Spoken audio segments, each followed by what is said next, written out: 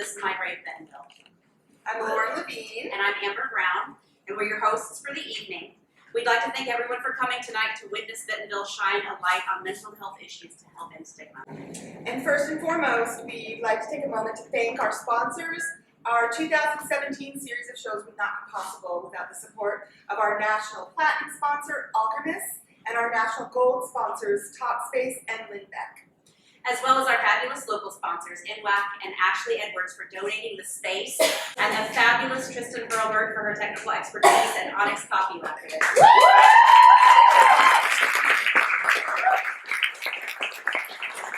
We also extend a very special thank you to Becky Olson of Green Jean Studio for coming forward and offering her photography talents, and Addison Jarman for her videography and time to capture the energy and magic of our event tonight. The show would not be possible without the generous support of all the supporters. Thank you. Before we get started, a few housekeeping items. Everyone should have received a program when you entered the theater. Inside you'll find information about our cast and sponsors. I invite you to take out your cell phones. We're a very social organization, and we want you to take lots of pictures, selfies, even video clips, and share these on your social networks with the hashtag #LiveBrave or Storytelling Save Lives. And turn them off. Right. What you're about to experience defines what it means to live brave, and we need your help to tell the world we're here. So share away, don't be shy.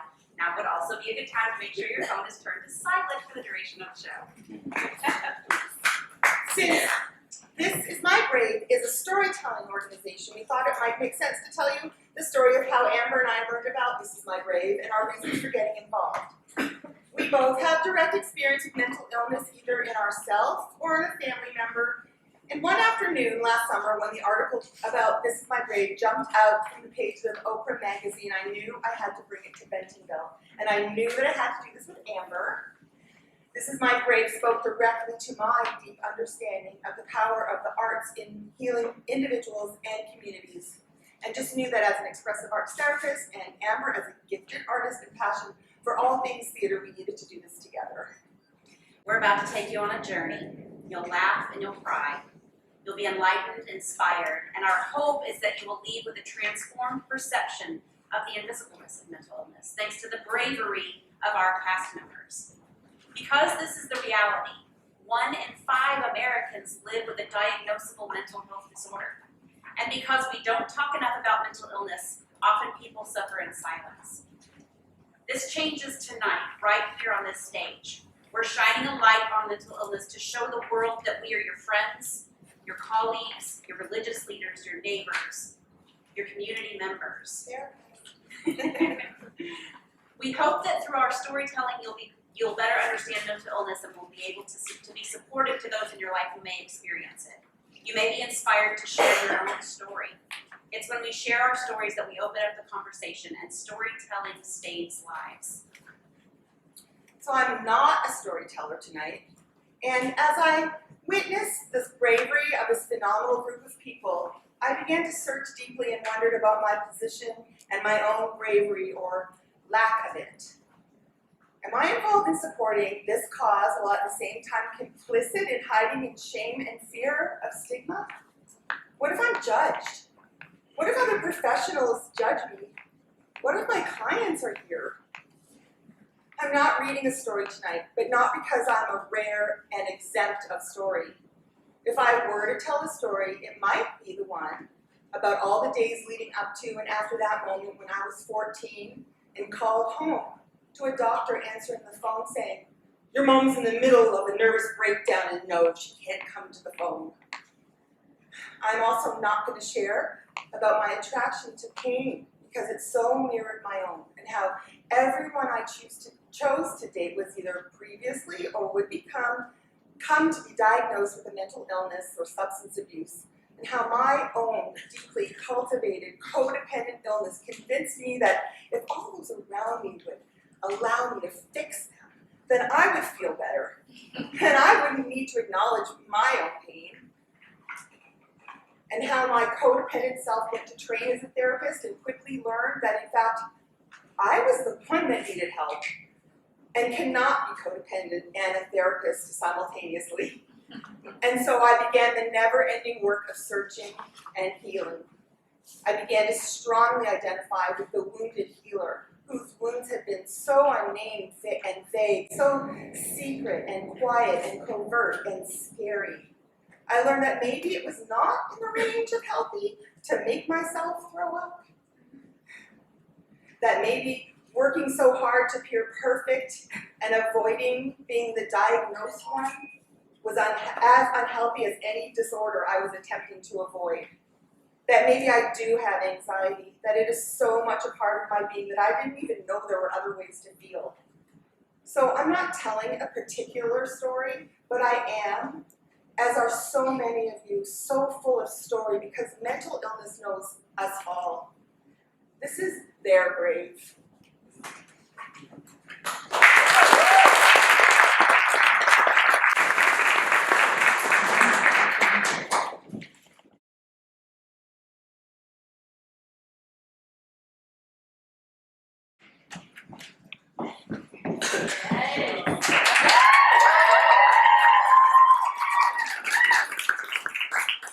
I did not wear this to work today.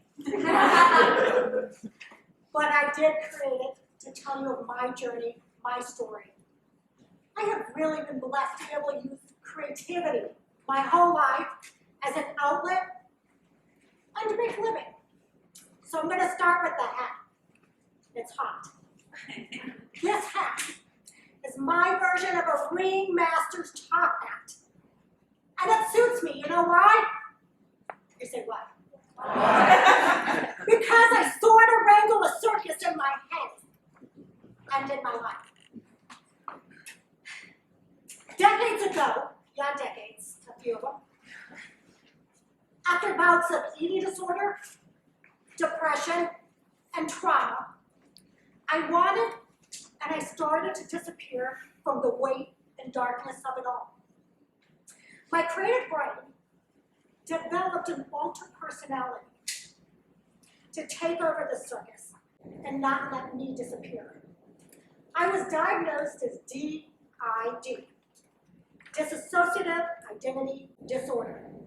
So made-for-TV movies would call it multiple personality disorder.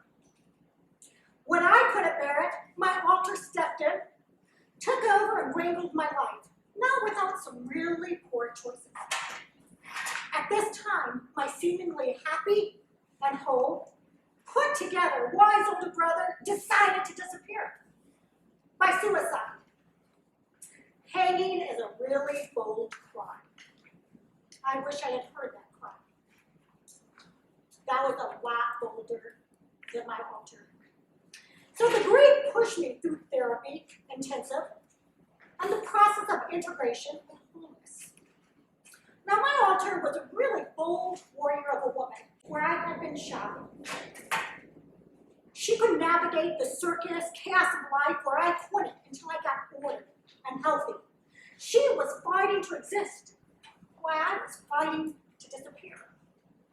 So my suit is made of a rigid, resilient protective vinyl, an armor of sorts, whereas my own skin was fragile, almost transparent. She was thick-skinned and protected me from emotional bruises, and a few physical ones as well. My shoes represent my physical journey, the way of depression. Managing this circus is like walking through snow and ice in stripper heels. I couldn't take them off, but I learned to walk in them.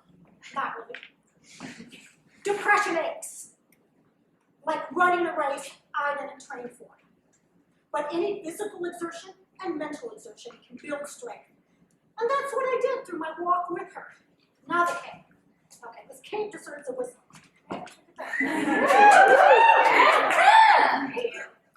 So what about the cape? Well, a cape wears its drama. She likes drama. Okay, we like drama. Flag can easily disappear, and flag people easily wear this. But it is also what superheroes and rescuers wear. She was that for me. In turn, I have used the cape of empathy to rescue others. Sometimes healthy, sometimes not. Not always my monkey, not always my circus. It took a lifetime of discernment to learn that. And a cape is kind of like wings as well, which I can soar above and not diminish under the weight of sadness or loss. That's what I call hope. So I'm a whole lot of woman. Woo! Ask both of my ex-husbands that. When I think of a great kick-ass value, 2 for 1. I am blended and a strong whole woman now. And I have a support system of real people. Some of them are here. They're not in my head anymore. Yeah. I am made of the best and the worst of both of them. And I lived a mostly successful and functional life and I'm raising a strong, healthy, and safe daughter. I still struggle with depression, and I need meds. In the early days of DID, I would lose hours and days of memories when my alter would take over, and I wouldn't have any memories. Now when I forget what I did this morning, come on, y'all do it, I sometimes panic. Is it depression? Is it early onset dementia like my dad? Is it menopause? I blame that on everything. Or is it that third chick trying to crash the party in my head? I have learned to laugh about it all. It takes less energy than crying. The same brain that I once thought betrayed me and wanted to make me disappear actually creatively saved and protected me.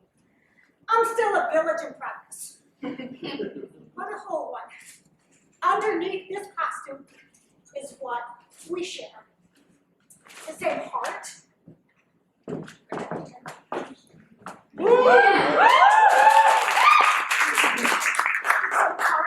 The same soul, the same character, the same faith, the same integrity. And you know what? We are brave. Yeah.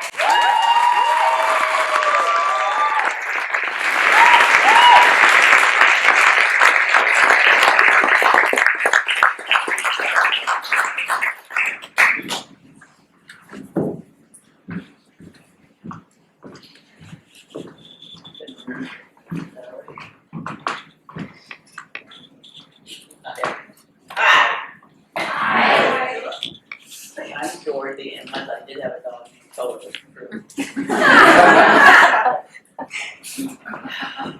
Brave brothers and sisters out there, thank you all for sharing this with us. So here's my story, or part of my story. Just one of my stories.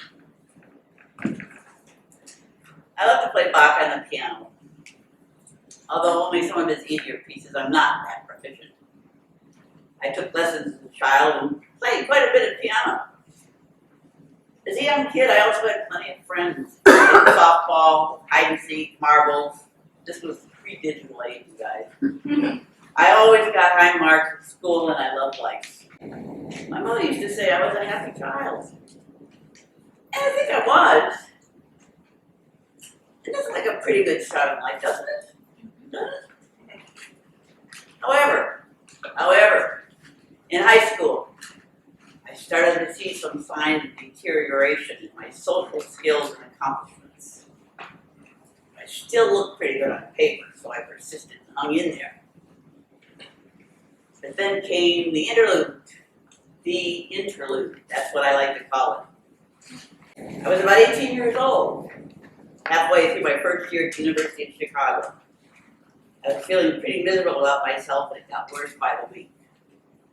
Then came that day. That day. I hit the wall of my complete nothingness. I was a failure at school, a failure socially, and a failure I was sure in the world's eyes. I was convinced I was not a good person. I was worthless, empty. I would describe myself as feeling like the crumbles from the bottom of a bag of cookies after all the whole cookies were gone. I was nothing but old crumbs.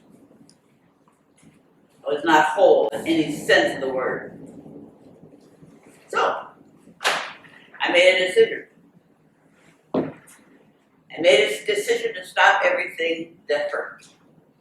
I took some pills. A lot of pills. I took so many I almost died. I woke up in a hospital room with a needle in my left arm. I was still pretty hazy from the pills and seeing lots of strange things moving around the walls on my bed. It had been too late to pump my stomach, so they were trying to flood my system with whatever they could find to neutralize the poison I had taken. In addition to the dark purple spots I saw moving around the walls, I saw maggots crawling around in an open wound on my hand. That was how rotten I saw myself at that moment. Later, I remember waking to a gaggle of doctors in a starched white coat standing at the end of my bed. I was still a little groggy, but I remembered them all smiling and asking me, "We were wondering if you'd like to stay at the hospital in a special ward for just a while until you're feeling a little better." I was groggy, but I knew enough to jump at the chance. I knew even then I was in very deep trouble and couldn't find my way out, not by myself.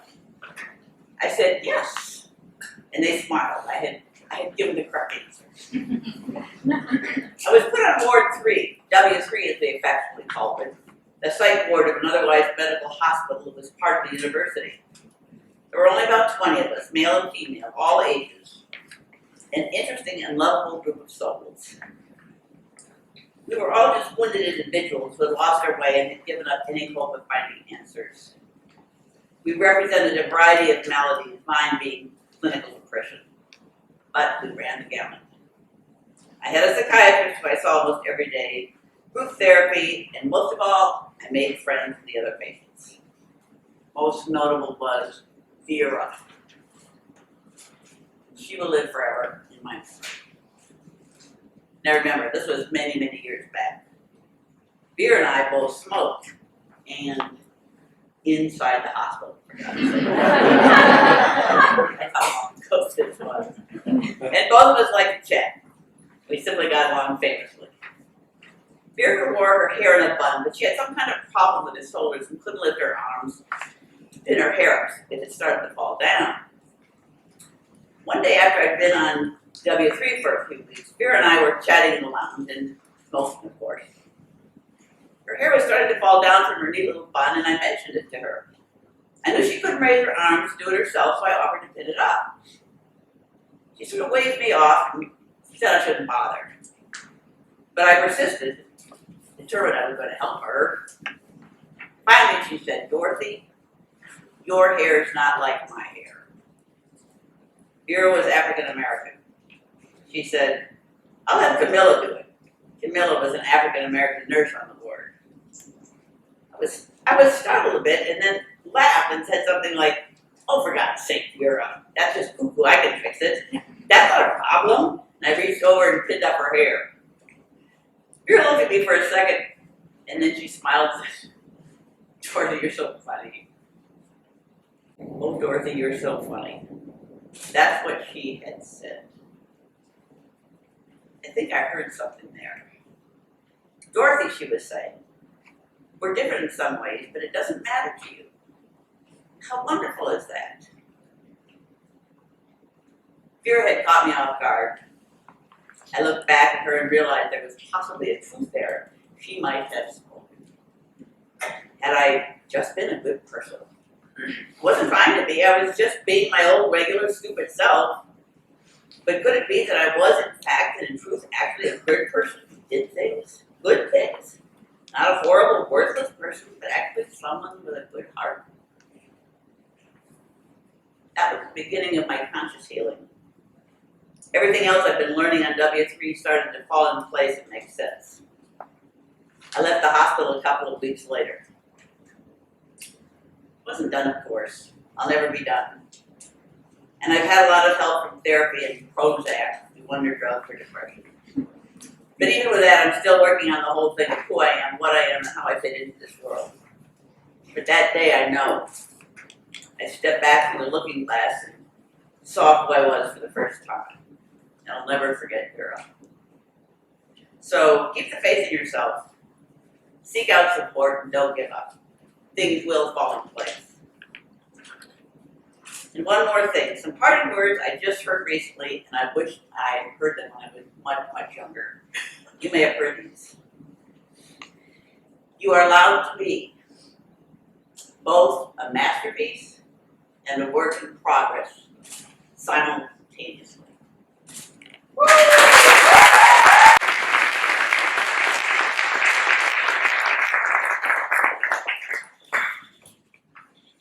My name is Amber Brown. My dad is here tonight to share some of his story, and my daughter is here to share as well. My other daughter and son are here to support us, as are many friends and other family members.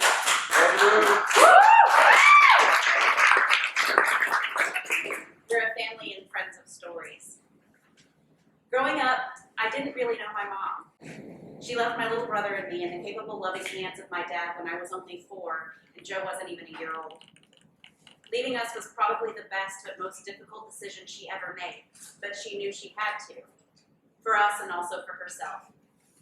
My dad will tell you his story, but to me, my mother was a bundle of furiously scribbled letters written in different colored inks, stopped and started over a course of hours or days, torn out of spiral notebooks and mailed 14, 20, 28 pages at a time, with no particular purpose or meaning as far as I could tell, except to let me know she was thinking of me, and perhaps to release some of the madness that was running rampant in her mind. My mother was a genius, literally. She was a member of Mensa. She knew the question to almost every single answer on Jeopardy! My mother also had a horse named Blossom that lived in her closet and changed colors with the seasons. She worked for the Department of Defense 14 stories below ground, so I'd need sweaters when I visited her in the summer because it would be cold that down. She said that C.S. Lewis was her biological father, my grandfather, and that I should contact his children to let them know that I was the true heir to the lost manuscript he'd hidden in a secret compartment in the bottom left drawer of his writing desk. My mother was addicted to these delusions of grandeur. Without them, her life was mundane, and she was meant for much more than mundane. In her mind, she was queen, and her reign was supreme. The medications slowed down her quick wit, blinded her imagination, and bloated her already thick frame. In the 80s, high doses of lithium were about all that was available, and the meds didn't get much better in her lifetime. I remember a summer where she spent every minute pulling at an invisible hair on her tongue, a minor annoyance whose persistence made it a kind of Chinese water torture to her and to everyone trying to hold a conversation with her. Due to side effects from her many medications, my mother couldn't drive and she couldn't hold a job, but still it took her 8 years of constant battle to be able to claim disability. In the last 3 years of her life, she finally got on a series of medications that seemed to be working. She had her own apartment right next door to Ozark Guidance. She was as self-sufficient as she ever could be, though she did have a full-time crew of family, mental health professionals, and friends that she would not have survived without. The mental health system in Northwest Arkansas and in America is in much more demand than we have resources for. And except for the 7 years my mom and dad were married, a few months of failed attempts at independence, and the last few years of her life, my mother lived for more than 40 years with her mother and her extended family. My grandma Marcella, my great-granddad Key, my cousins Jennifer and Joel, and my Aunt Vicki. My Uncle Bill and Uncle Jim were always in her corner, and my Aunt Beth was her constant champion. If they hadn't helped her navigate the impossible tangled mess of red tape it takes to acquire and keep assistants, if they hadn't arranged appointments and driven her to them, if they hadn't bought and prepared meals, if they hadn't taken her to the store, if they hadn't gotten her out of the house from time to time, if they hadn't given her a roof over her head, she would never have survived for as long as she did. As it is, she died much too soon due to complications from years of an ever-changing regimen of mind and body-altering medications, and the medications she took to counteract the side effects of those medications. My dear uncle found her dead, naked on the floor of her apartment a couple of days after she didn't show up for a lunch date. I wish she could have been alive to be a part of something like this, the stories she could have told. Because of her own difficult life and a deep-seated fear for her daughter's fragile sanity, my mother begged me not to have children. My mother was always delusional, but I don't think the depression was debilitating until after she gave birth to us. I didn't really know much about her mental illness, but what I did know was terrifying to me. So I just always assumed I wouldn't have my own children. But life happens as it does, and I did have children. One of my twin daughters was diagnosed initially with schizophreniform when she was only 13 years old. I had always been vigilant for my own signs of madness and was ready to be on the lookout for signs of mental illness in my own children, but she was so young. It was a year or so before Bailey could make me understand that her nightmares were more than just usual childhood fears. I'm thankful for her ability to be open with me and to be persistent in making me understand.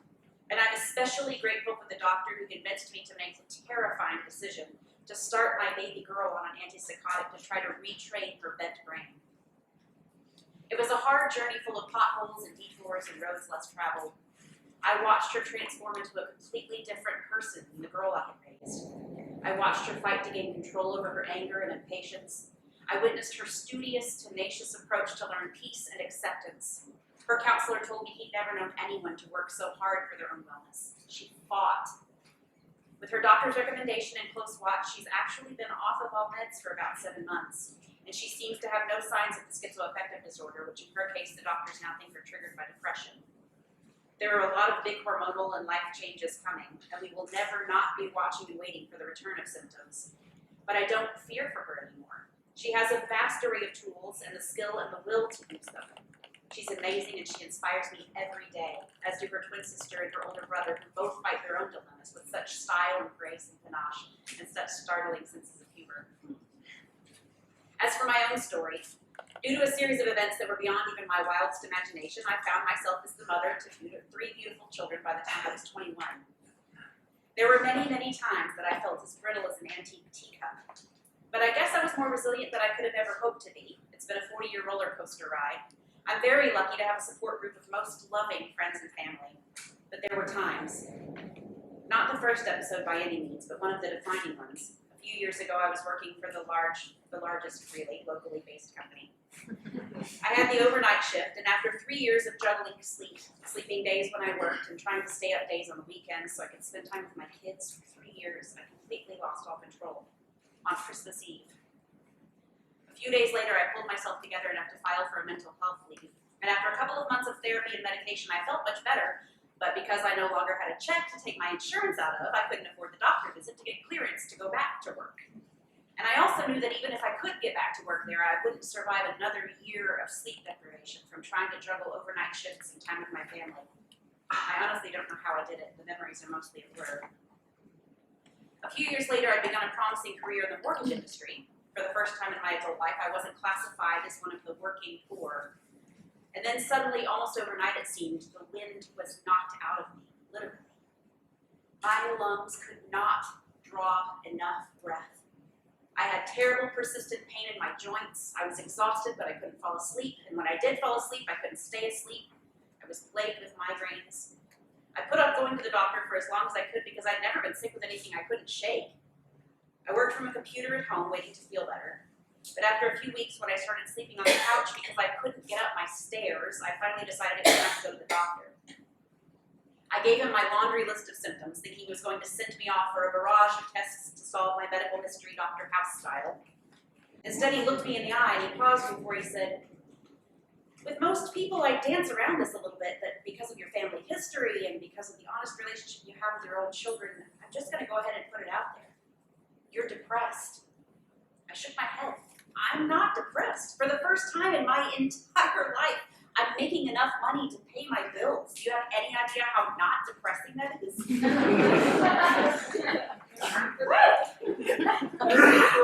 He said, "Amber, depression is a misnomer. You, of all people, should know this. It's not sadness. It's a chemical imbalance. It's not situational for you right now. It's brain chemistry. This is physical. Depression is a physical ailment. And still when I went back to work, I told my boss that the whole thing, the weeks I'd been home-ridden, it was all due to issues with my thyroid. My thyroid was low, just a notch below normal. My thyroid problems at that time were minor. The depression was debilitating. Mental illness is not in the mind. We should be treating mental illness like we would treat any physical ailment. For some, mental illness is situational or can be triggered by events or trauma, but the sickness that is triggered is exactly that, a sickness. Mental illness is not something to be hidden or ashamed of, but something to be spoken about and understood so it can be treated. Thank you for letting me tell my story.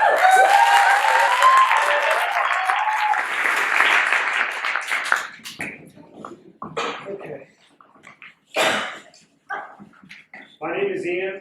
I talk in circles and my mind works like a figure eight, so if you think my points are unfinished, just wait, don't worry, I'll come back to them. Each day is a wave and I am the shore, feeling...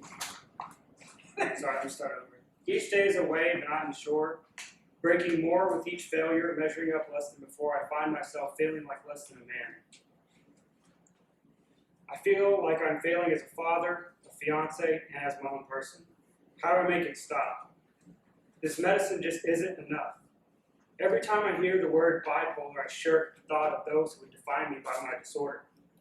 As if a college education could possibly help you understand the war that is waged day in and day out. This war eats me like a disease, going deeper than my bones. How much of me will survive? How much of me is left now? Will today be the day I teach my sons the value of friendship, or a new four-letter word because I was born without a filter? Will today be the day I let my rage get the best of me and make a mistake that I can't undo, or will my impulsive thinking and unplanned actions get my ticket punched and it be the day that my sons start growing up without a father? Each day I lose myself, I find myself, and I try to swallow a bunch of shit that I can't stand. This disorder infects everything: when I sleep, when I wake up, how I think and how I feel.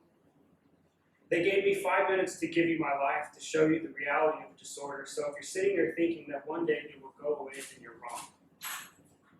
Because it won't. But you learn to live with it. You learn when your medicine kicks in and when it fades and you feel normal again. You learn that those dark thoughts that cross your mind are intrusive thoughts and not the real you. But learning to understand where your disorder stops and you start will be your own journey.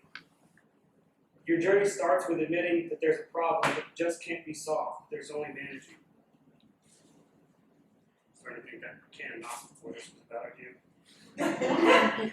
There's not much understanding, nor is there much comfort in finding the right dosage of some medicine that makes you miss the night cries of your newborn son. It's crazy how fast your regrets pile up. To think that I was robbed of my son's cries when most people could live without when bringing home a baby. But to me, I was robbed.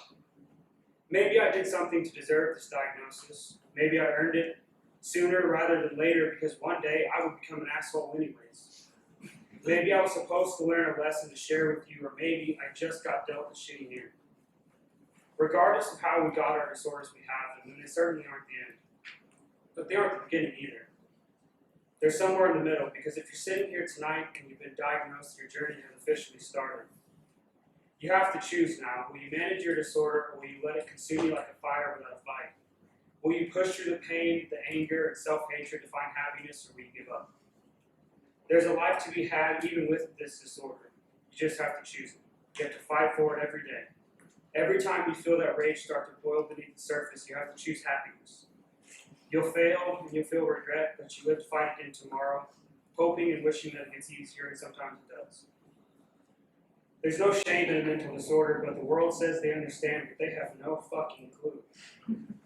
The same people who say they understand use my word to describe the changing weather as something trivial, not realizing the stigma they attach to me. Each day I fight to keep my head above water. I fight to tell myself that it will be okay. My life has been about struggles and addictions, much like I'm sure yours has too if you've been gifted a diagnosis like mine. My mother knew as a child that I was different. My emotions were like wildfires flaring up from nowhere and dying just as fast. I found myself feeling overwhelmed with emotions I didn't understand for reasons I couldn't explain. With every hateful word I said sticking around like stale cigarette smoke in a room with no air, every mistake I make doing things to people I love that can't get done, it's like baking a cake, mixing all the ingredients and then trying to separate them, except this one tastes like shit. There's more to me than my disorder. There's more to me than the mistakes I've made, the scars I carry on my body, or the ink that decorates my skin. Visible or invisible, I'm a walking book about a man who faced an enemy as a child with words he didn't understand, with emotions he couldn't control. I'm not the diagnosis, and I'm not the poster boy, I'm just me. I'm fighting the same war I was 15 years ago, and I'm no closer now than I was back then, and honestly, this is as close as I'll probably ever get to solace. I'll probably never stop fighting myself, fighting my disorder, and fighting back my demons. The only way to get through this is to make it personal, to refuse to be given the shit into the stick and just accept it. You have to fight even if you don't understand what you're fighting. You have to dig down deep and fight it within yourself to keep on when your mind keeps saying give up. And to the people who are sitting here trying to love somebody with a disorder, don't give up on them. Love them for who and what they are, and accept them for who they're trying to be. But more than that, hold them close. Because even though they smile or they laugh, they hurt and they cry. They long to feel normal and accepted because this world is dark and it's hateful and it feels lonely when you lay down.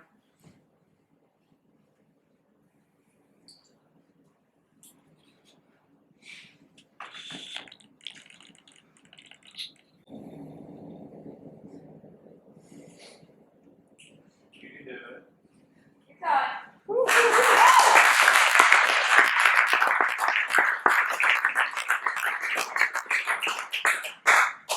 Love them in a way that you may not understand. Don't hold grudges when they lose themselves. Love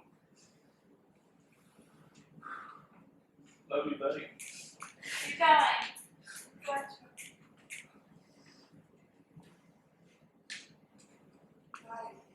Thank you. You got it. Awesome. Don't hold grudges when they lose themselves momentarily. Do it for people that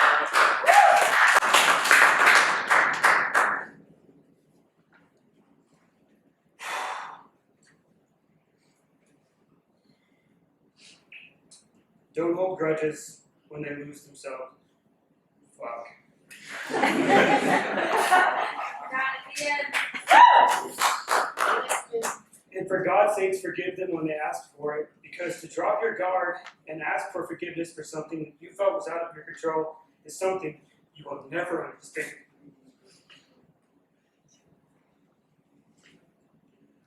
Don't write them a pass and let excuses relinquish responsibility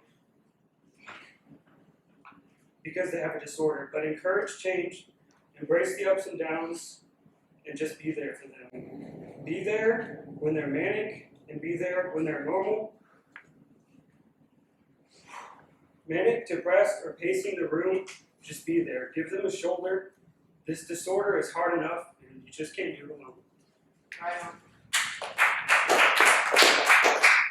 If you fight hard enough, you will find a groove, and this disorder won't feel so powerful.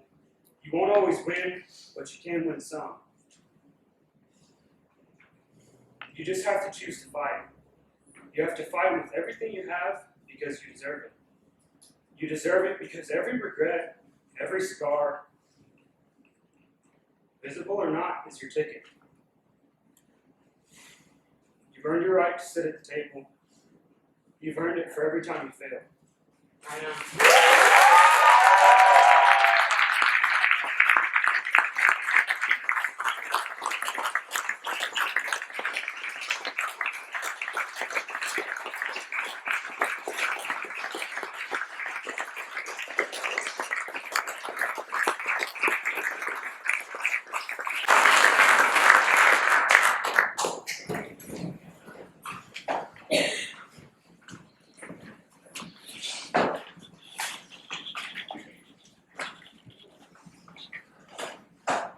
In the 50s, families came packaged in the form of the perfect line of June and Ward Cleaver and their 2 children, Wally and the Beaver.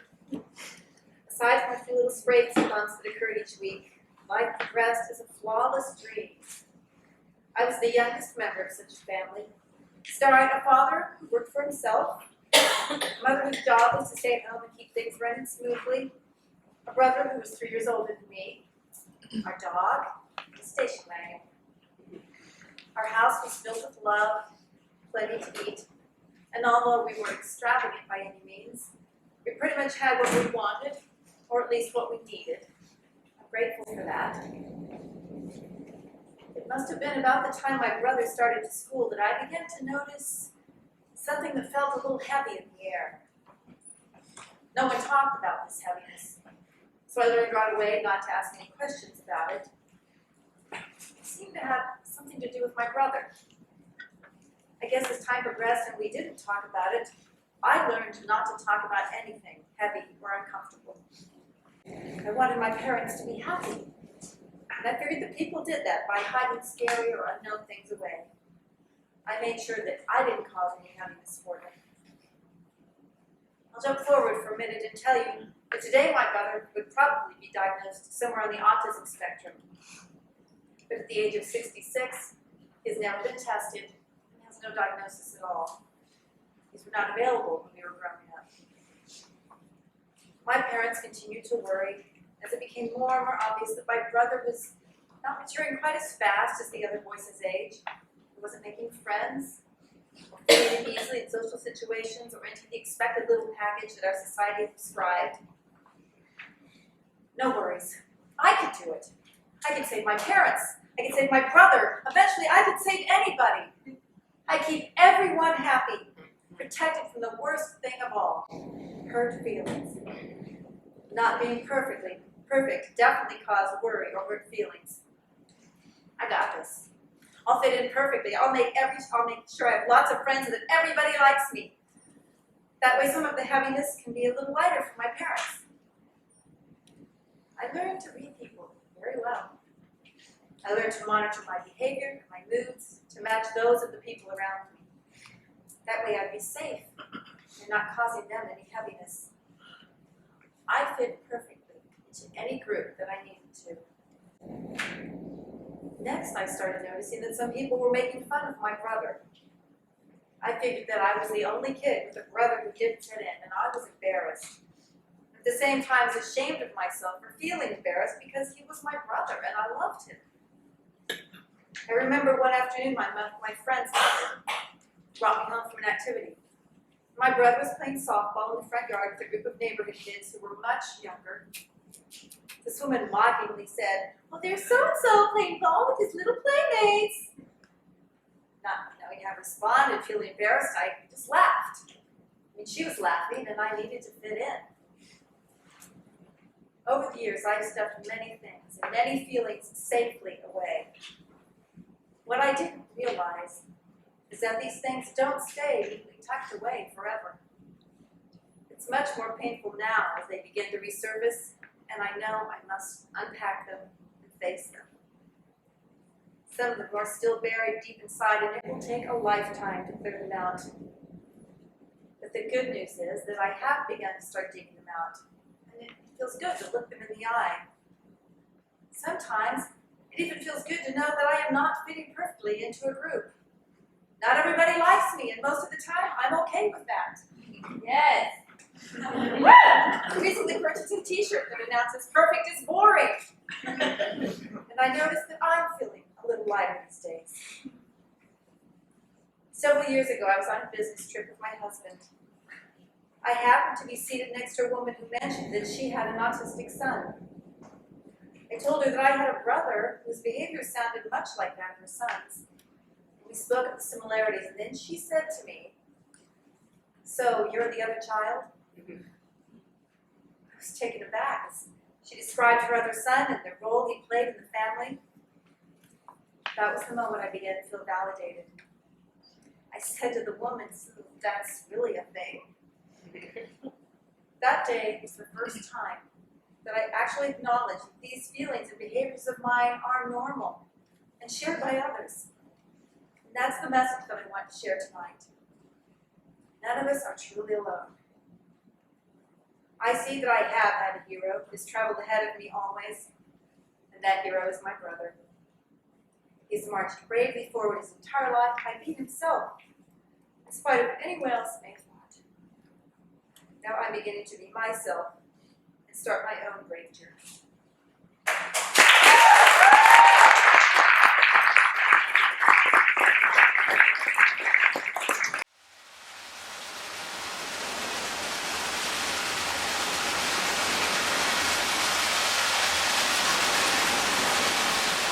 And I'm very anxious right now, incredibly nervous, because I feel like you guys won't believe anything that I'm saying. That's exactly how I think.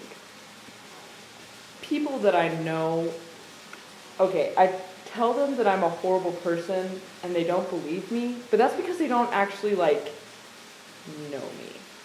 Because, like, I know myself better than anyone else does. But yes, I feel like I'm a horrible person because people will be like, "No, I think you're great." And I'm like, "No, that's wrong." And I will never believe that they believe that. I never believe people, ever. Even no matter what it is, if they compliment me about anything, I do not believe them to the bone, to like the depths of my human life. I do not believe them, and they think I'm just joking around, but I'm not. I like truly do not believe them. When they give me compliments, I know that they're lying, because people give compliments just to be nice sometimes. So I know that they're lying, and I truly believe that people lie to me. No, there are genuinely beautiful people on this earth. I just don't believe that about myself. I definitely believe that about other people.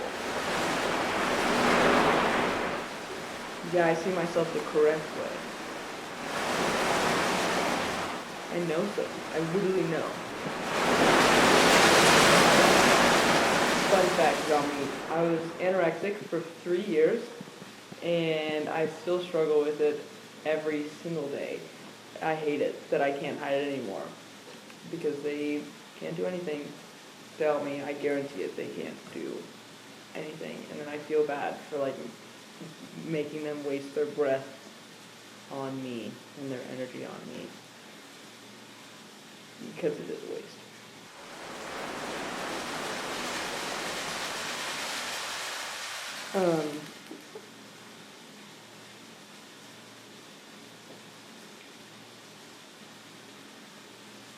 I don't know why this one's like the hardest one for me to talk about, because it's like not even a big deal. But I've never experienced like love before, not like romantically, which is also true, I've never experienced that, or not like family, because that's like love that's required at birth, but like friendship love. I've never experienced that before, and I've always wanted to. Like that was always, like I used to like pray in my bed that God would send me a best friend, because I like felt so alone. And this was like elementary school, and I would be like, God, I want her to be like this and this, and I want her like this, and it never happened. And I've always wanted like a group of friends that chooses me first. I feel like I have 0 friends, 0 like real friends, and it sucks.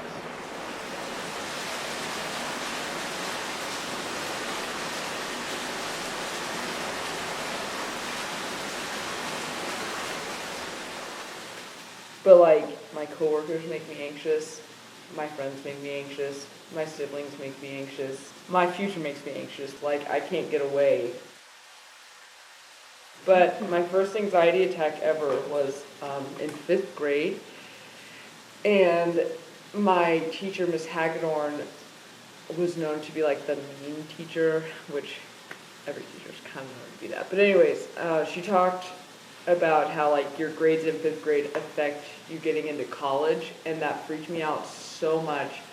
I had to stay home for a week because like I thought I was gonna vomit anytime I breathed, and my mom had to make a bed for me in the bathroom because I was like just, and I didn't know what it was, and my mom knew, but she knew I like wouldn't fully grasp it, and like it was awful.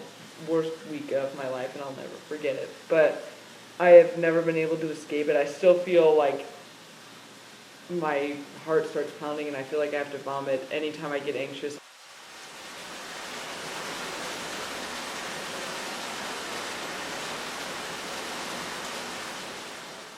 If you like saw a picture of my family, you would think that it was like really awesome.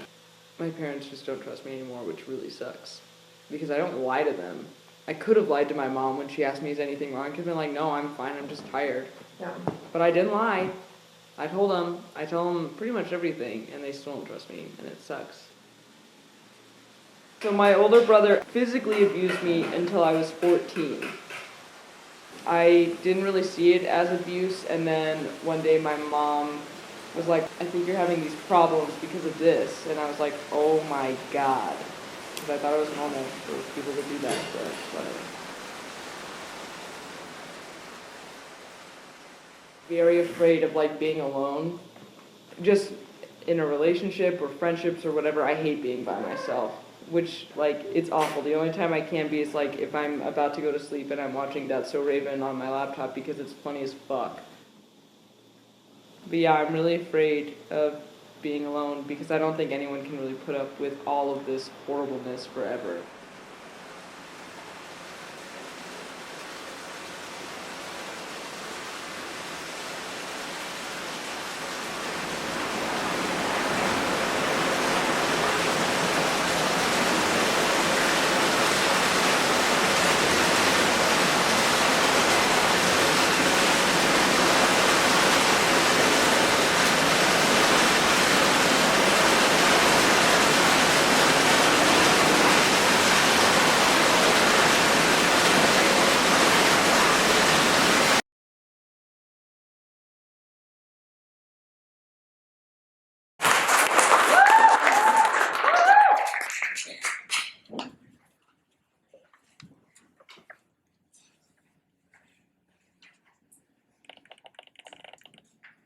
My name is Mike Brown.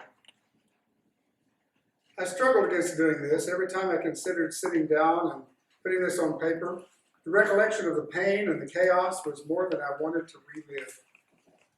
I became mentally paralyzed to the point of dysfunction just thinking about it. Then just this past April the 8th, on a Saturday night, a 32-year-old friend of mine died by suicide. Although there is no suicide in this story, if being part of this helps just one person, stop and consider that they have options and that they are not alone, then I will make this effort. It was October 1976. I came home to find my wife on the couch crying. She had been crying a lot lately. Our daughter had been born about 3 weeks earlier. My wife's mother had come down and stayed with us for the first 2 weeks after Amber was born to help my wife get through the worst part. Then she had left. Now it was just the three of us, my wife, our infant daughter, and me. I sat beside my wife on the couch and asked, "Linda, what's wrong?" She began to sob uncontrollably. It took a long time to get her to say what was wrong. Finally, she said, "I found myself standing over Amber's crib with a razor blade." I ran to check on the baby. Amber was unharmed and sleeping. I paced back and forth in astonishment, wondering what to do. I went to the phone and called Dr. Montgomery. John was an elder in our little Bible church, but was also one of the leading psychiatrists in Dallas, though aged and semi-retired. When I told him the circumstances, he was quiet for a moment, then said, "I don't think Linda would ever hurt Amber." I said, "I can't take that chance." He agreed and had me get the baby ready and take Linda to the hospital. He admitted her to Collins Mental Hospital, where she stayed 10 days after he diagnosed her as manic depressive and put her on a regimen of lithium and trazodone. It was 1976. Fast forward 4 years to early November 1980. Linda had been fine, at least periodically when she stayed on her meds. Still lithium and trazodone, and there had not been, nor was there ever again, any threat of violence. But she didn't like being on the medications. Normal life was not for her. It was mundane and plain and boring and a drudge. When she would get off of her meds, she seemed happier for a while. Gradually happier and happier. Eventually she would sleep less, then less and less, then not at all. And talked, and talked, and talked. About grandiose plans for herself and for us, but mostly for her. I would literally have to lock her out of our bedroom so I could get some sleep, so I could function at my 9-hour-a-day job. The next morning I would unlock the bedroom door and I could follow her trail around the apartment. She had started crocheting here, clipped recipes there, started sewing or a recipe catalog over there, and a novel in the other room. A dozen projects, none of them more than begun. But now, on November the 3rd, 1980, things had come to a breaking point. You see, sometime in 1979, when she had again stopped taking her meds, she had also stopped taking her birth control pills. I didn't know she got pregnant. From me.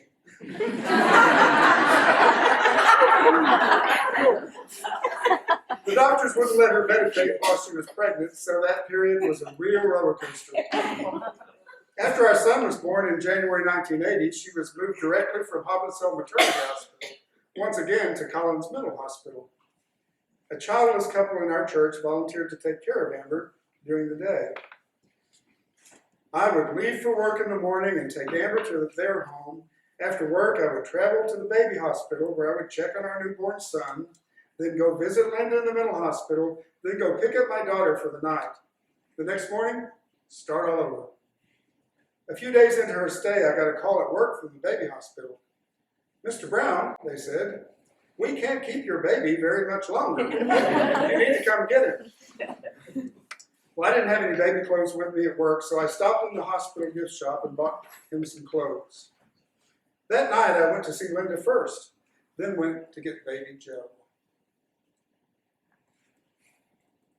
They brought him out to me, and I removed his little hospital gown and put him in the clothes I had bought for him and took him home.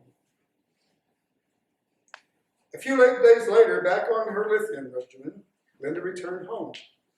That was January 1980. She only stayed on her meds a couple of months this time.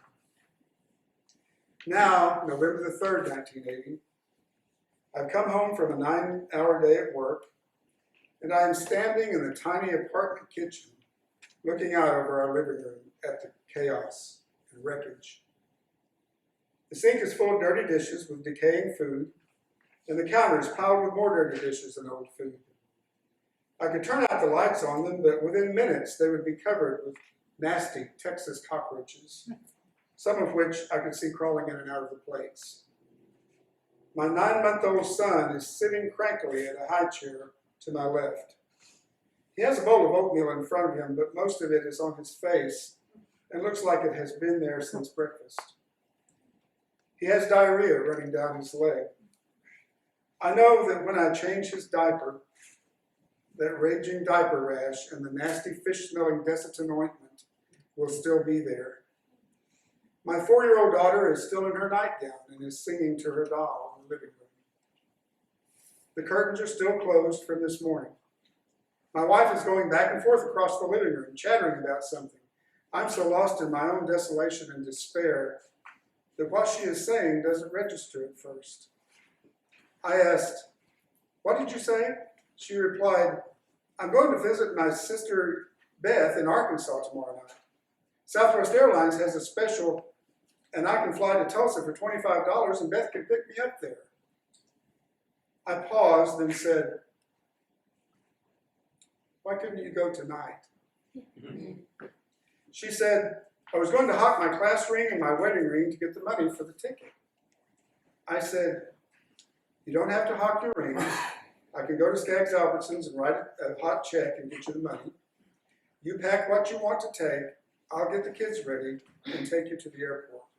We can stop at Skaggs on the way." Later, I carried my baby boy and held my daughter's tiny hand. We waved goodbye to their mother as she boarded the plane. When we got back to the car, I cried and my daughter cried. And then we went home. I arranged for a sitter for the kids during the day, and over the next couple of weeks, I washed the dishes, fogged and sprayed for roaches, worked through the mountains of laundry, and quietly breathed. During my lunch hours, I would go to a nearby park and sit on a bench and watch the ducks. I thought it was peace.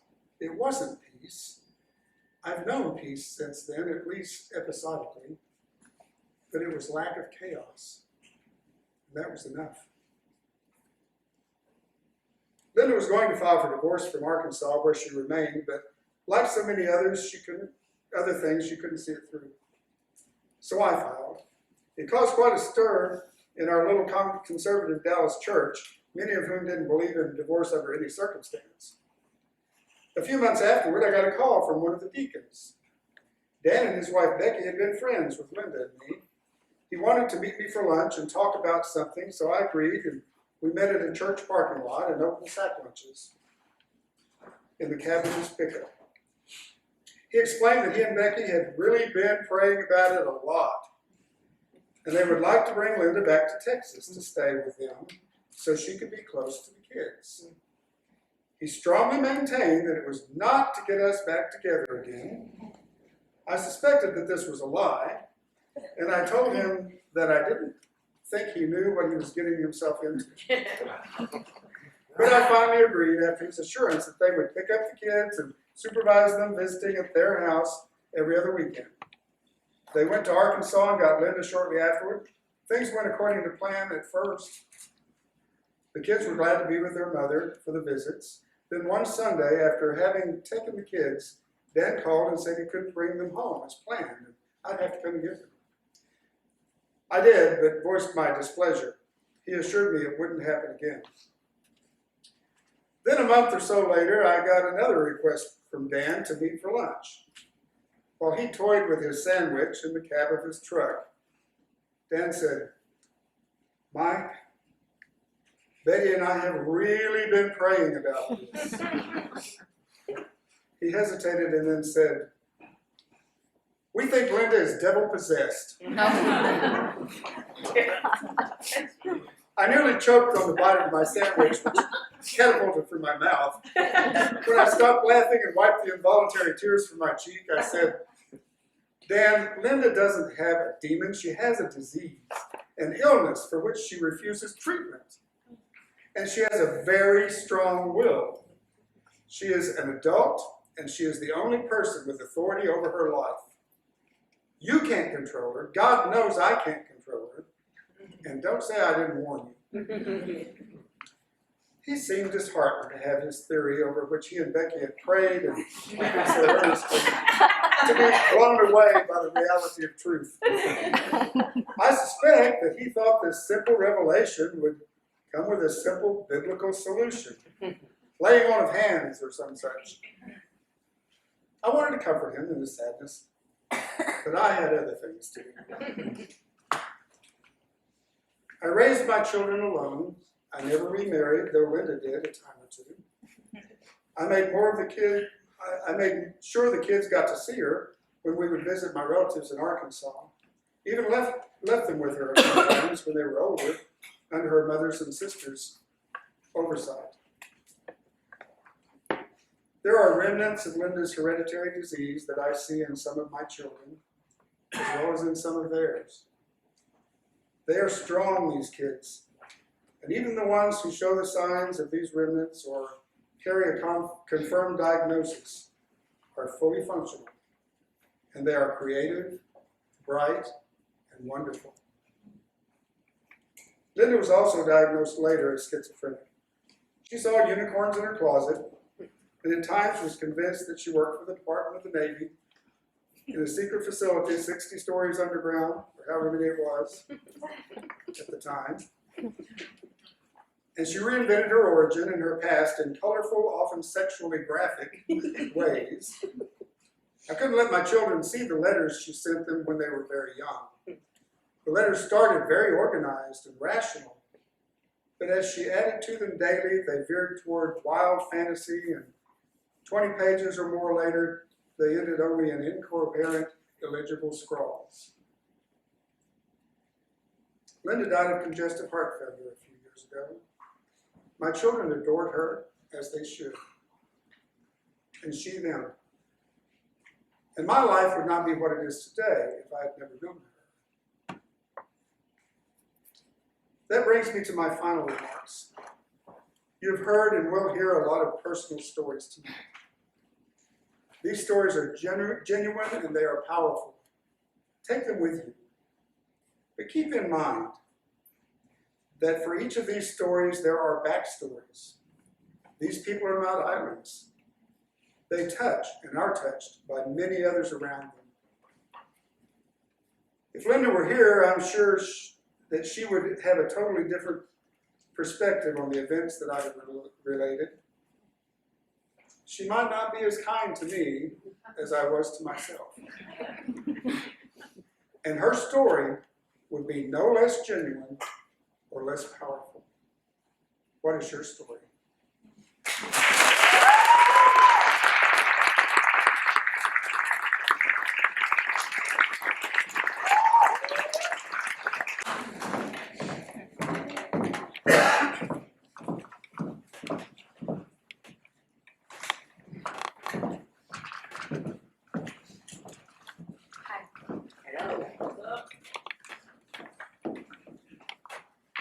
So I wrote my song for this show about 1.5 years ago, and I didn't even know it was going to be used for this show. But I wrote it when I was in California, living by myself, and I felt so alone, and it was probably the most depressed that I've ever been in my life. And I was really close to my acting teacher at the time, and she asked me, "Are you writing? Like, are you still writing music? Because that's your outlet. Like, it would really help you." And I said no. And she said, "I think you should write a song about what you think future Olivia should look like and the qualities you want her to have." And so I went back to my apartment and I pulled out this jar that my friend Emily sent me off with little thoughts and quotes and on little pieces of paper. And I pulled one out when I'm about to write a song about future Olivia, and it says, "Do you believe in time travel?" So this is my song called "Do You Believe in Time Travel?"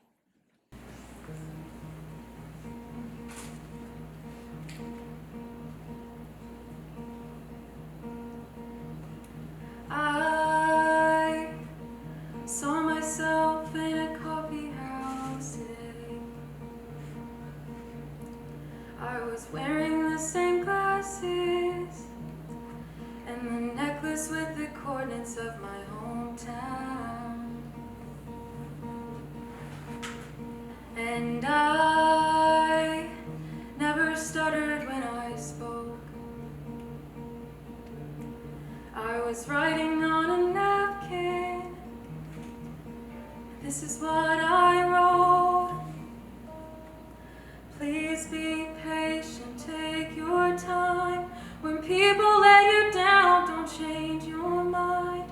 You know what's true and you know what's right. Everybody needs a good cry sometimes. Sometimes you're stuck and you don't know why. But there is not a mountain that you can't climb. It's because you're a fighter and a fighter fights.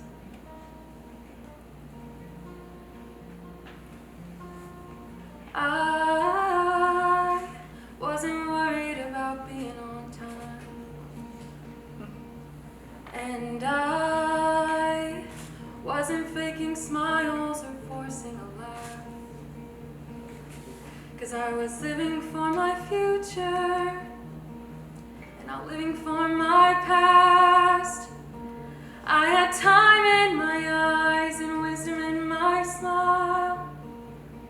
I stopped living my life like it was over, and I lived every day starting over, saying, please be patient, take your time. When people let you down, don't change your mind. You know what's true and you know what's right. Everybody needs a good cry sometimes. Sometimes you're stuck and you don't know why. But there is not a mountain that you can't climb. It's because you're a fighter and a fighter fights.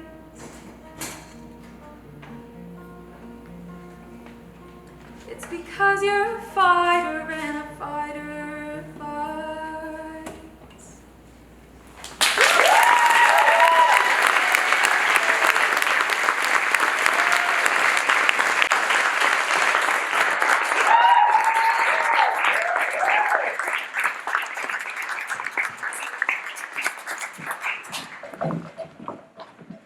Hi, I'm Marpe. Y'all need a 7-minute stretch? Felt like I couldn't do one. Years ago, I was sitting in my psychiatrist's waiting room in Dallas on a hot, muggy afternoon. I'd said hello to his receptionist, Kathleen, who happened to be his wife. She was your quintessential version of a 1980s Texas woman. Coal black hair, poofed up Barbie style, jade bling bracelets that hung generously on her arms, and you could smell her sweet perfume as soon as you walked in the door. Her smile was warm and kind, and I loved her. That particular day, she came out from behind the glass partition and sat down quite close to me.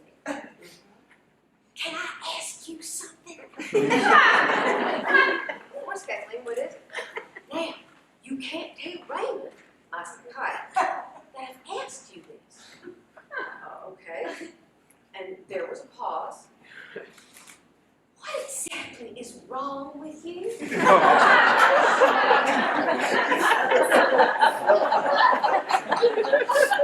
right. Raymond would have killed her. I told her that I had panic attacks. She nodded her head and looked sort of sad. And off she went, back to her perch, quite happy with her newfound information.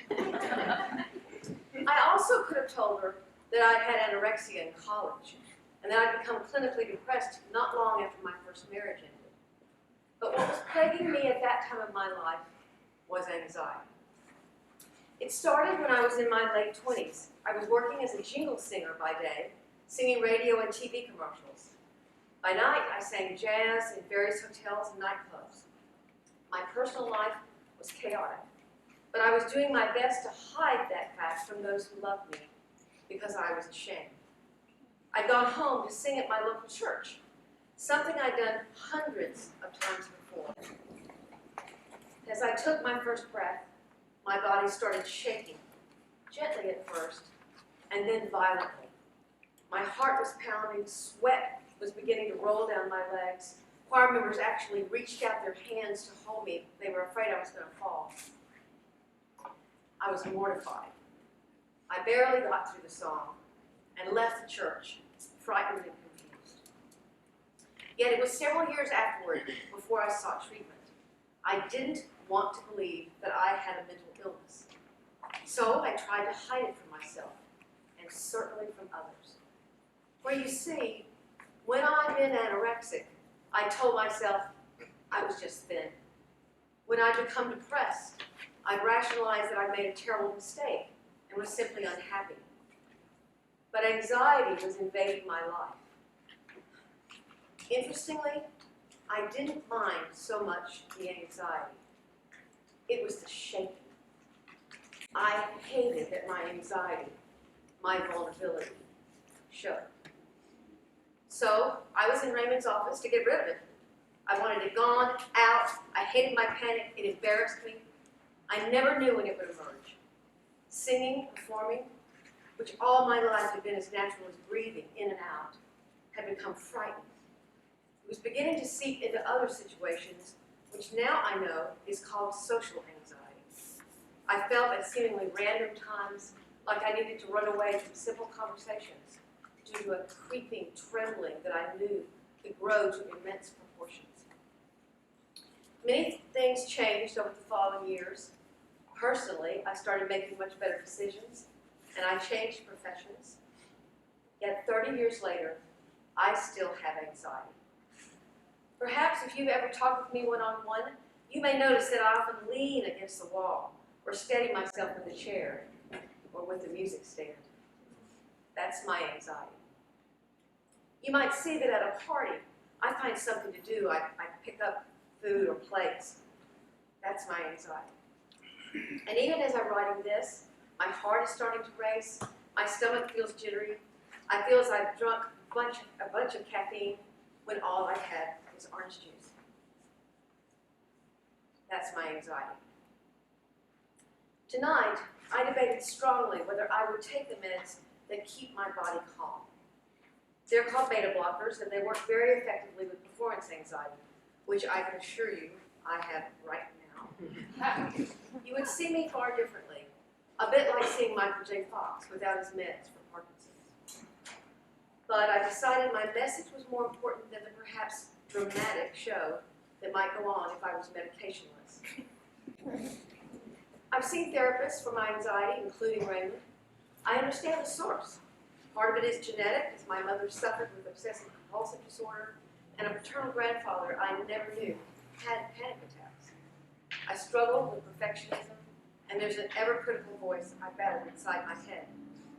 I'm much better, but I'm not cured. In fact, 2 years ago, I experienced the worst panic attack of my entire life. This time, while driving on the highway. I had never had panic driving, and it was horribly frightening. It was as if I developed a new strain of my illness with no immunity to its devastation. It's been another hill to climb, another opportunity to learn and grow. Because you see, it does no good to hate my panic. That's what I've learned. It's as much a part of me as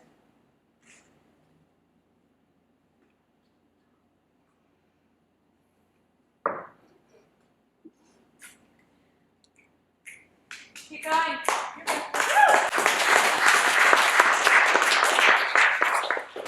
It's as much a part of me as whatever competence I have.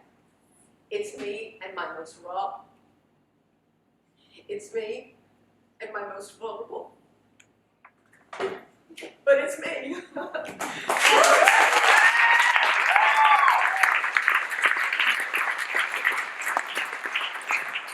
me whether I like it or not. So my message is this.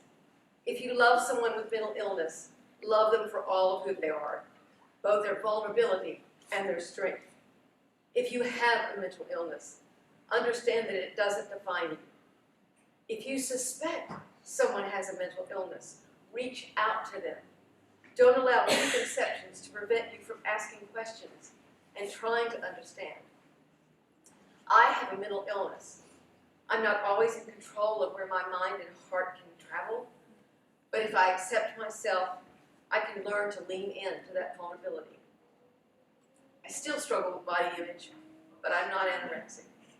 I get down from time to time, but I'm not depressed. My anxiety, we remain on a journey together. Thank you.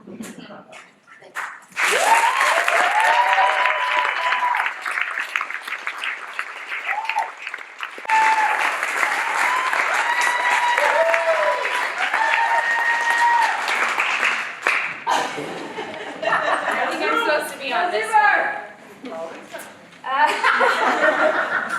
Well, I've never been good at following instructions, and I am often told that I can be a little bit too loud, but I guess in this case it doesn't really matter. So my story doesn't necessarily include me being diagnosed with a mental illness, although I'm not sure that they shouldn't have. But it does talk about someone that I was very close to suffering from an immediate mental illness. Each and every time I start to get to know somebody, they're always asking me, what's your story? And every time I tell them, they go, that's tragic. No, but really, that's tragic. But here's the kicker, it's not that tragic anymore. My story has been told in an arena. My story has been told to individuals. My story was told to my husband, who said, I'm not sure I have a box for that. And now my story is being told from the stage. I believe in the power of storytelling. But for me, I feel like my story has been told too many times. My dad killed himself. It seems pretty typical. It seems like everyone who knows someone, who knows a friend, who knows a sister, who knows a cousin, who knows a best friend, knows someone who killed themselves. But I guess that's not really what I want to focus on here. What I want to focus on are the moments right before and the moments preceding. My dad, a child psychologist, a best friend, a divorcee, then a fiance, a principal, a runner, a golfer, and a father was brilliant to test his one and only daughter if she was mentally ill by giving me puzzles with different colors and different shapes, and don't worry, everything came out fine. Dad struggled with one thing though. He could never, well not never, but he rarely told me that he loved me.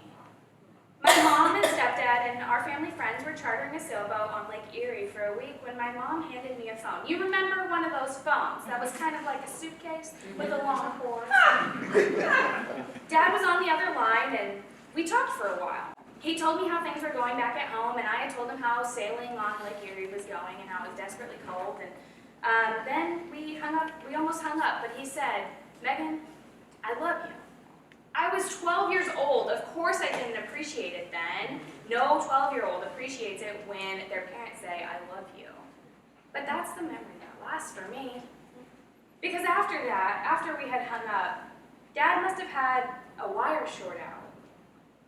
He was on some medication, and because of that, he must have felt like he had to leave this earth, and he cut himself, and then he cut the gas line behind our oven in hopes of just never waking up again.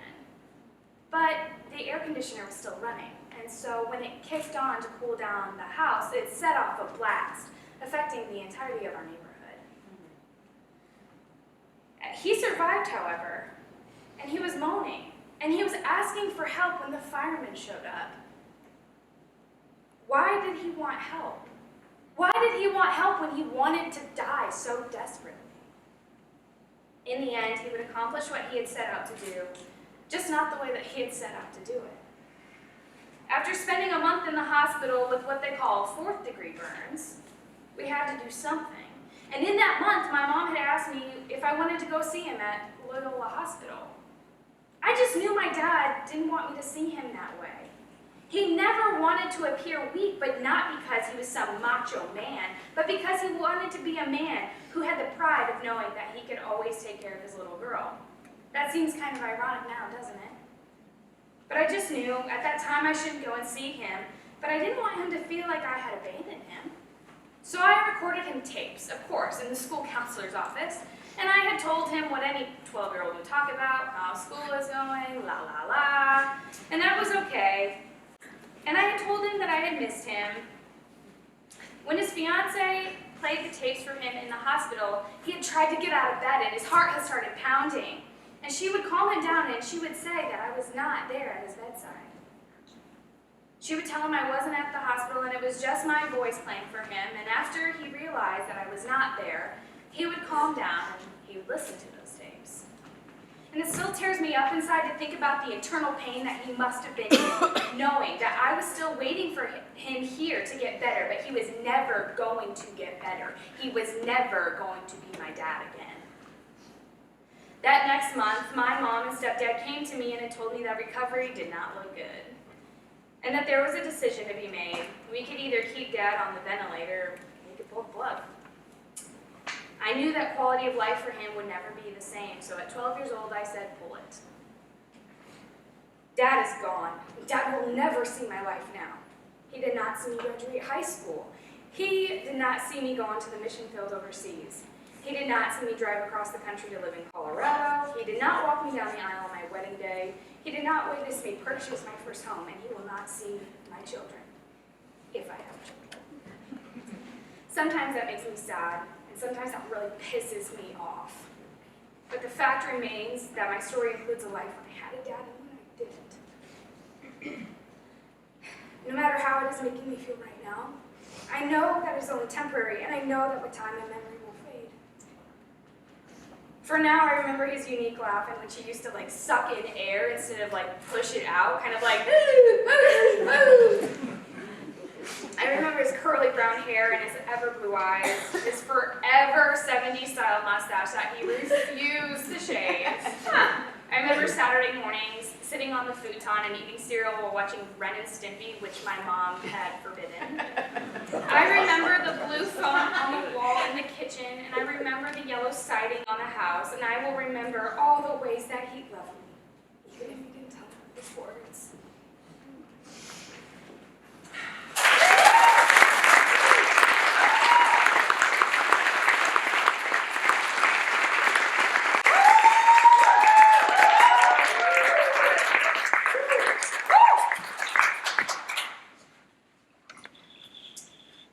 You don't seem like you have schizophrenia.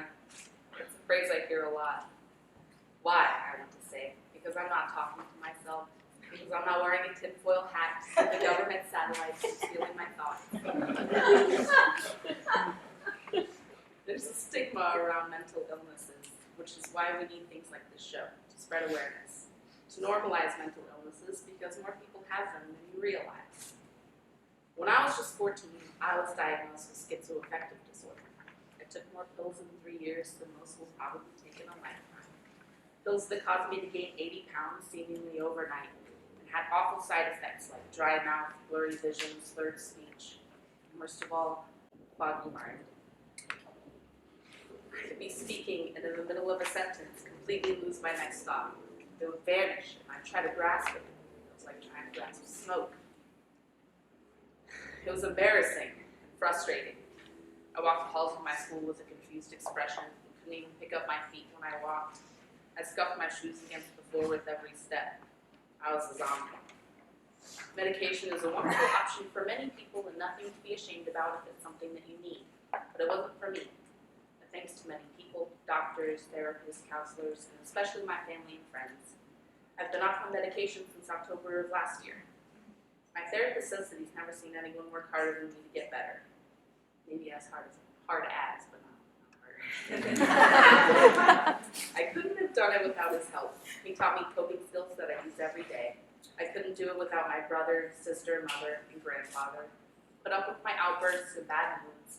Helped pull me out of my pit of depression more times than I can count. Wouldn't be where I am right now if I hadn't been there for myself. If I hadn't cultivated a bright outlook and a hope for the future. If I hadn't believed in myself. If I hadn't set goals every day. I couldn't do it without the song 3 Little Birds by Bob Marley and the Wailers. More importantly, and I don't care that I sound like a crazy cat lady saying this, I couldn't do it without my late cat Snotty. His other name was Kenton Gyatso after the Dalai Lama because he was a serene, sweet cat. By watching him, I learned everything that I needed to know about unconditional love, patience, and acceptance. I guess what I'm trying to say is that 4 years ago, I would never have imagined myself standing here in front of you. But today, I consider myself a success story. Not because I'm cured, but because I work on my own mental health every day. If you have a mental illness, there will never be a day when you're magically all better. But every day that you choose to face will be a success story. Thank you for listening.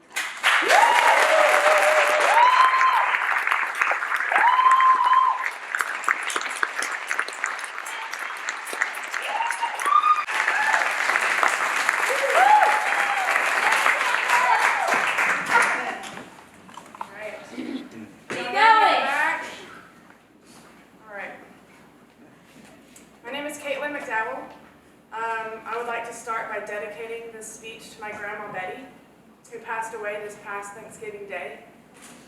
Betty Ann McCrae spent her beautiful life silently battling bipolar disorder.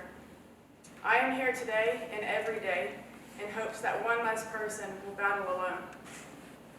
Grandma Betty, I did not know you as well as I would have liked, but I get it now. Thank you for your legacy and for your daughter. She saved my life. This one's for you, Grandma Betty.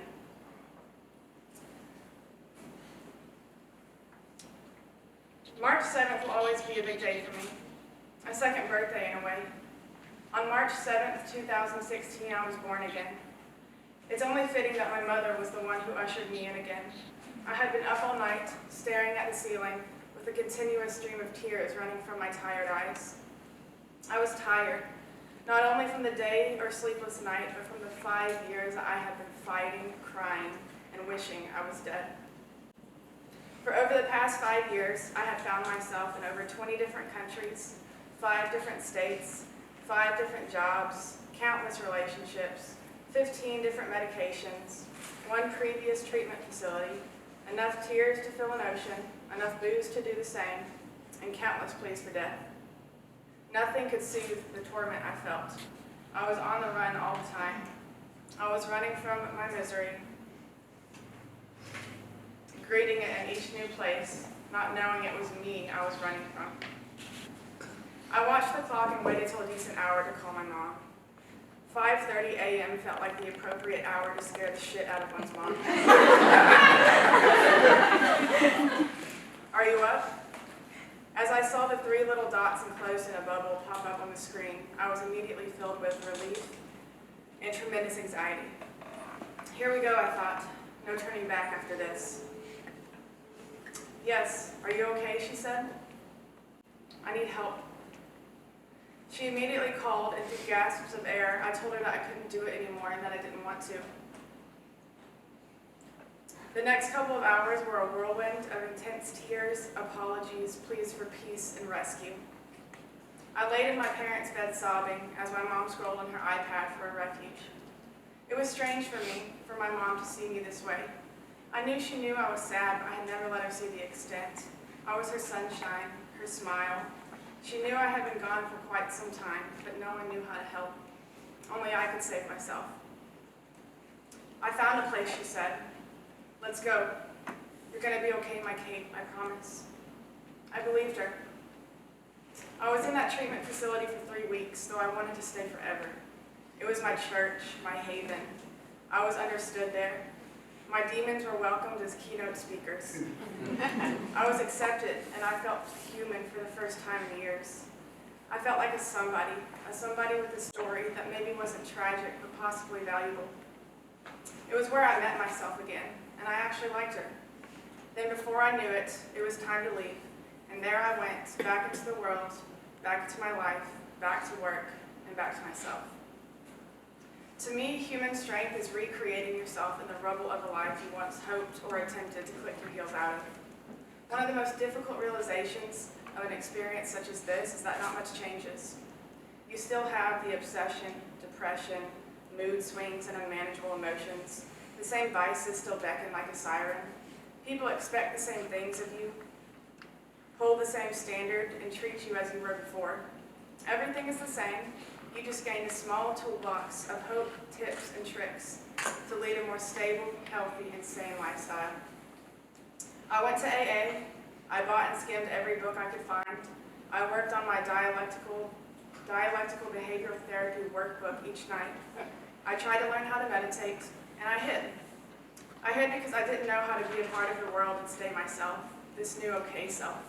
The world out there threatened my sanity like a pack of vicious wolves. My 25th birthday was the day I decided to rejoin the world. My best friend, who had carried, dragged, and stood by me every day since we were 18, welcomed me back into the world with a cupcake, a single candle, and other small items that stood as a welcoming banner. I must say that amidst these grisly years, there were so many beautiful gifts. Amidst all the darkness, there was always an equal amount of light to guide me forward. For me, this was most often in the form of other humans, who in my opinion are extensions of God. When I left home for college, I met my best friend. Her nor I had any idea what would lie ahead, but something new. Something new that I needed the most special, loyal, true, and stable friend to walk alongside me. Callie dragged me around the world, helped collect the pieces when I fell apart, prayed for me as I cried, and uttered the words, "It's not always going to be this way," even when we both weren't sure if that was even true. She showed me love when I thought it no longer existed. This is true of her and so many others who crossed my path in these years. Now the story from here kind of plays in reverse. I did so well. I was on my recovery game. I was sure that I had arrived. This is it. This is what normal people feel like. Then one day, about 3 months after treatment, the darkness came knocking, out of nowhere and for no reason. "It's time," they said, "to swing low. Don't you remember? You're bipolar." And like an abduction, I was returned to myself. This isn't fair, I thought. I was doing everything right. I sat analyzing where I could have gone wrong. "You did nothing wrong," a voice said. "This is your destiny." "Well, how do I get out?" I asked. "Well, that's your purpose." The year continued like this, highs and lows lasting weeks and months at a time. When I wrote this anniversary letter, I wanted to say that I killed it. I wanted to say something like, I landed my dream job. I found the love of my life. I achieved tremendous goals. I tamed my vices. I found home. I kicked my addictions. Or I finally built a life. I can't. I can't say any one of those things. And because of that, I feel like I failed. I thought this year was going to be so different.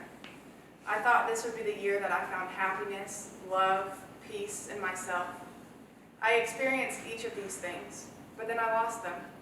I lost each one over and over, and I thought it was because I was doing something wrong. wrong. The only thing I can say for myself this year is that I survived. I can say a year passed. I can say I'm still standing. I can say I failed too many times to count. I can say I fell down over and over, but I got back up. That's all I can say, and that's okay. That's enough. 14 months ago, I was diagnosed with bipolar disorder, and I thought putting a name to my misery and destruction would solve it. I thought a diagnosis, medication, therapy, and books would fix it. A year later, it festers more violently than ever. Today, that's what I celebrate. I celebrate 2 steps back and 3 steps forward. These steps might be small, but they required everything I had. That's the thing about this disease. As I stand before you today, all these things are still true. My recovery still feels at times as though it plays in reverse. As I prepared for this night over the past 2 months, I rehearsed some nights with a beer in one hand and a cigarette in the other. I rehearsed other nights with tears dropping on my notes. There were nights with music and dancing, nights after therapy, and days when nothing in me wanted to be on this earth anymore. But what did I do? I stood the hell back up, because that's what we do. Yep. I made it to this stage today. In many days, weeks, and months, that's what I do. I make it to the next damn day. For many, making it another day, making it to work, or just showing up for life is a given. To me, it's not. It's a struggle. I fight for each one of my days here on earth, and I can honestly tell you that I have yet to find a day that was not worth the fight. What I leave with you is this. If mental illness ever befalls you, fight for your life. Fight for your own tailor-made life. Don't look around for how your life should look. Look within. That's the only place you'll find answers. Decide what you want your life to look like and choose that life every single day. I hope it doesn't look like anyone else's. Transformation, recovery, and miracles are possible. I know because I've experienced it myself and I've witnessed it in others. You are no exception. You are a kindred spirit among so many, and we need you. We need you here. Please stay, please fight, and please keep going. Thank you.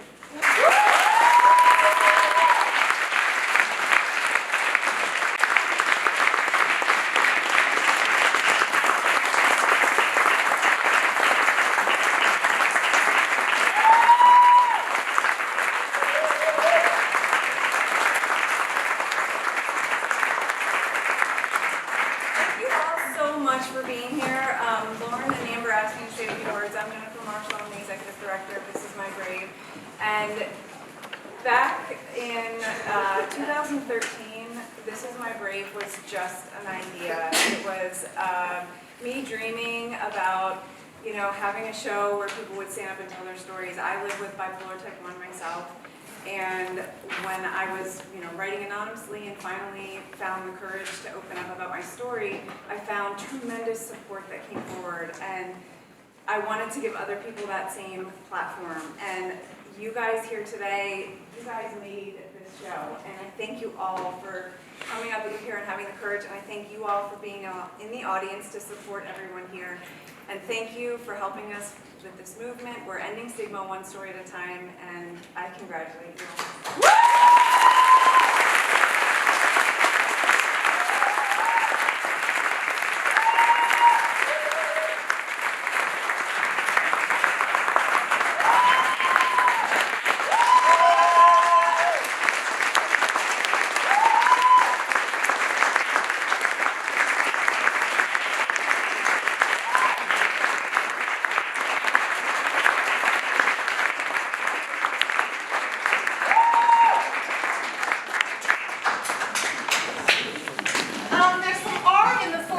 that some people have wanted to share with you. So please mingle and meet the cast and have some talks and write some notes for them. Also, if anybody out there feels like this is something they are brave enough or maybe brave enough to do in a year, please make sure to contact myself or Amber. because we need to hear your stories too, and we want to do this again next year. Thank you very much.